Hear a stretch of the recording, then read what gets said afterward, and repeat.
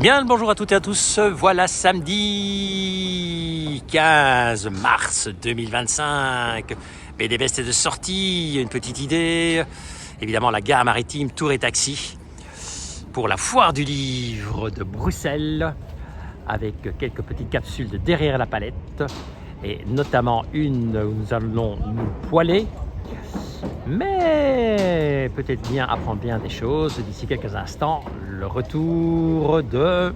Ainsi, après les chemins de Compostelle, l'autrice que je vais recevoir est revenue sur Bruxelles et donc nous allons à nouveau pouvoir lui poser quelques petites questions sur son dernier recueil, une aventure, je pense qu'on peut dire une aventure intérieure notamment. On verra si elle est bien d'accord avec ça. Lise, bien le bonjour, comment vas-tu ? Bonjour. Une aventure intérieure, tu es d'accord pour ton nouveau livre Le Poil ? Oui, une aventure intérieure, mais qui quand même a beaucoup d'interactions avec l'extérieur aussi, parce que c'est quand même une aventure sociétale aussi. Sociétale. On peut te poser quelques petites questions ? Bien sûr. Donc, une aventure intérieure, un parcours un peu surprenant, deux ailes. Ah oui, pardon, merci. Oh là là, c'est la fin de la journée, je commence à être fatiguée. Donc voilà, une aventure féministe ou un livre intimiste à lire absolument par tous les hommes ? Alors féministe oui, intimiste oui, à lire par tous les hommes, ils font bien ce qu'ils veulent. c'est pas bon, c'est pas mon public, je l'adresse pas forcément aux hommes, mais c'est vrai que j'ai un public plutôt féminin et que c'est un livre qui est acheté par des mères de famille beaucoup et qui se retrouve très souvent aux toilettes et lu par toute la famille et qui devient un sujet abordé à table. C'est les retours que j'ai, voilà. Alors, tu abordes effectivement un sujet que l'on pourrait dire un peu sensible ou que l'on est censé taire un peu. Pourtant, tu l'abordes avec énormément d'humour, avec énormément de légèreté. C'est arrivé comme ça directement de te dire « Ah ben je vais le faire sur ce ton-là » ou bien tu avais envie, et puis en te disant « Ben non, on le fait, il n'y a pas de raison de le dramatiser, de le sociétiser ». Oui, ben après, je veux dire, dans mes précédents ouvrages, j'ai toujours utilisé l'humour pour dédramatiser des sujets qui des fois étaient plus durs que là le poil, mais on pourrait penser que c'est un sujet léger qui n'a pas d'importance et je pense que l'humour permet un petit peu de renforcer l'intérêt et de prendre des fois du recul aussi par rapport à cette thématique. Alors autant dans les chemins de Compostelle, j'avais suivi le voyage avec toi, parce que les photomontages, il y avait un peu de tout, et donc on avait vraiment l'impression d'avoir ici un carnet de voyage. Ici, quand je l'ai reçu très personnellement, je vais te dire que je me suis dit, Axel, elle a rigolé, elle a dit, à mon avis, ça va pas être évident pour toi, un homme, de lire ça. Okay. Pourtant, quand je suis rentré dedans, je me suis dit, bah non, c'est vrai, j'avais jamais pensé à ça. Lorsque tu l'as écrit, t'es-tu un peu inquiété de ce que pensait ton compagnon, de ce que d'autres hommes pouvaient penser aussi, pour pouvoir intégrer ces données-là, ces approches-là, ou ces idées, préjugés ? Pour moi, ce qui était très important déjà, c'était de créer un espace sécuritaire à la maison où je ne me prenne pas des remarques, même si c'était sous couvert d'humour. Et j'ai eu du coup pas mal de discussions avec mon compagnon sur cette thématique-là pour être certaine qu'il comprenne bien ce que j'étais en train de faire et qu'il accepte et que je me sente bien à la maison. Après, j'ai pas de... Comment dire... je savais que je prenais un risque. Je prenais le risque de me prendre des remarques avec toutes mes autres interactions sociales, mais pas que les hommes. Je veux dire, par n'importe qui que j'allais croiser avec justement du poil aux pattes ou les bras, etc. etc. Et finalement, ça a été plutôt très bien.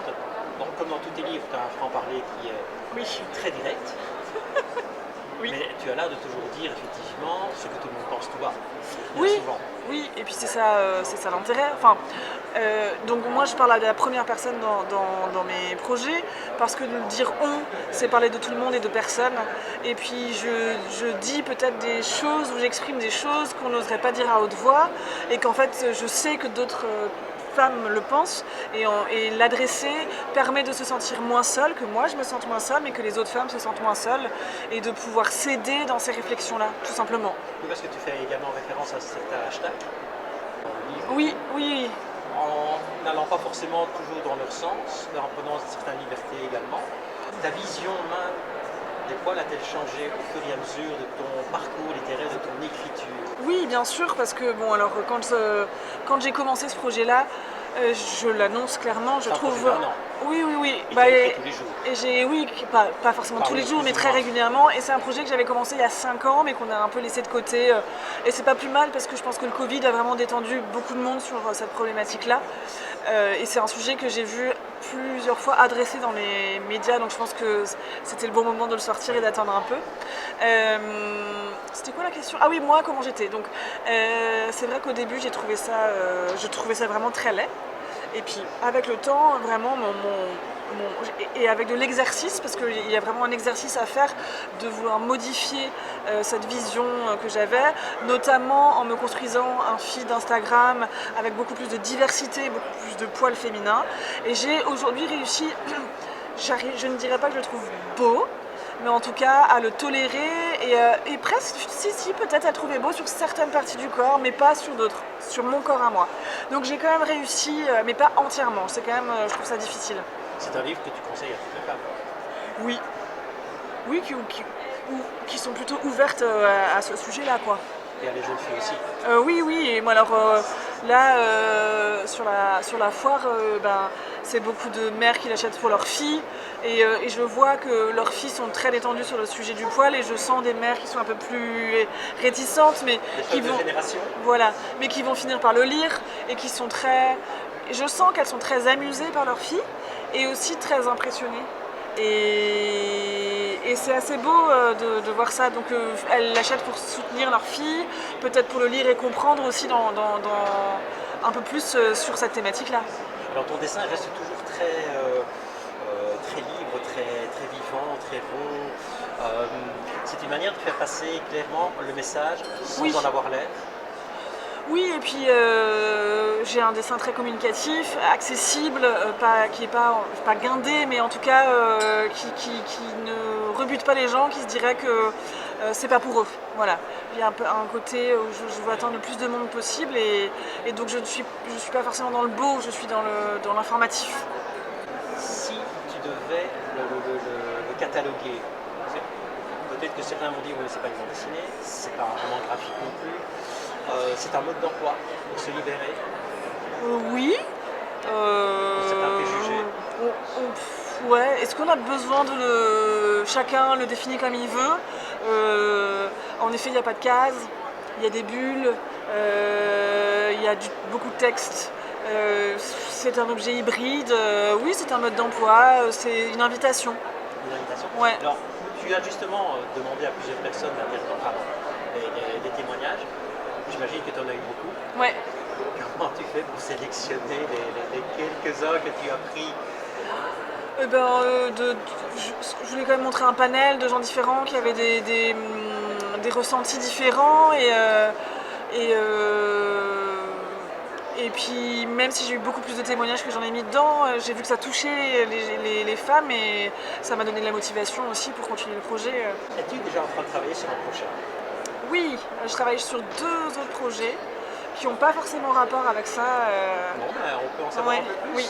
Alors d'un côté, je travaille avec un chercheur du CNRS, et on travaille sur la thématique du cancer, de vulgarisation et tout. C'est un sujet qui me touche parce que moi, j'ai commencé la BD en racontant mon expérience du cancer du sein, c'était maintenant il y a 10 ans.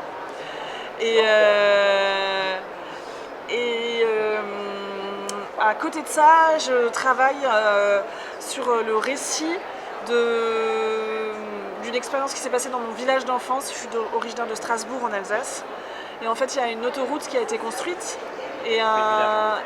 Non, qui n'a pas coupé le visage, mais on a rasé ma forêt d'enfance. Et en fait, je raconte comment est né le militantisme et le rassemblement autour du combat contre cette autoroute, mais surtout et aussi aujourd'hui, qu'est-ce qu'il reste humainement de tout ça, parce que l'autoroute a malheureusement été construite. Voilà. Écoute, Lily, un tout grand merci d'abord de ta patience. Parce Merci. que, voilà, on a un peu chamboulé tout. Et puis sincèrement, personnellement, je te dirais que j'en ai appris beaucoup. Ah, génial. Et que Parfait. c'est vrai que ma vision a peut-être bien changé Ah, aussi. parfait. Voilà, même si au début, c'était un peu. J'avais pas les poils qui s'érissaient, Mais presque. c'était tout comme. Ouais. Je me disais, qu'est-ce que je vais faire avec ce livre-là? Mais, moi, sincèrement, je vous le conseille. Bon, je vais pas te parler pour les femmes, mais les mecs, sincèrement, si votre épouse, si vous l'offrez à votre compagne et tout, profitez-en à la toilette ou ailleurs, jetez un coup d'œil. Il y a quelques préjugés, quelques petites idées sur lesquelles il y a moyen de revenir. Et à mon avis, c'est bien fondé de revenir dessus. Voilà, quoi qu'il en soit, je vous souhaite une excellente soirée. À très bientôt. Bye bye, au revoir. Lily, à bientôt. À bientôt, merci, au revoir.